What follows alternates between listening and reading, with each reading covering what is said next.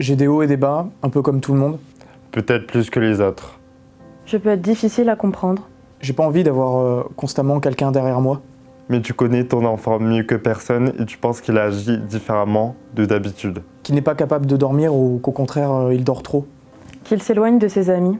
Qu'il agit de manière imprudente. Que soudainement, il ne fait plus les choses qu'il adorait faire avant.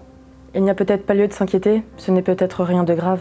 Ou ça peut être plus grave, il peut être dépressif. Peut-être même que ton enfant pense à se suicider.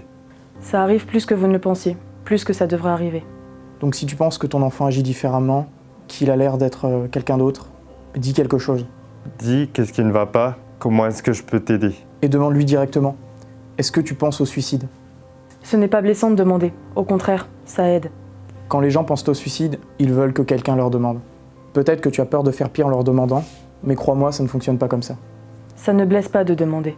Et s'il répond oui, peut-être ou parfois, voici ce qu'il ne faut pas dire. Ce que tu dois dire, c'est Prends-le au sérieux. Trouve quelqu'un à qui il peut parler de tout ça, quelqu'un qui sait comment l'aider. Demande de l'aide.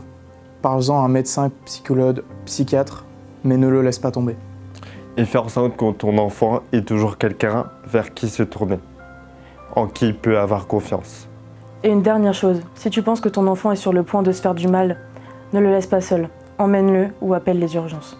N'attends pas d'être sûr, crois ton intuition. Parce que ça ne fait jamais mal de demander. Et ça peut faire une énorme différence dans la vie de ton enfant.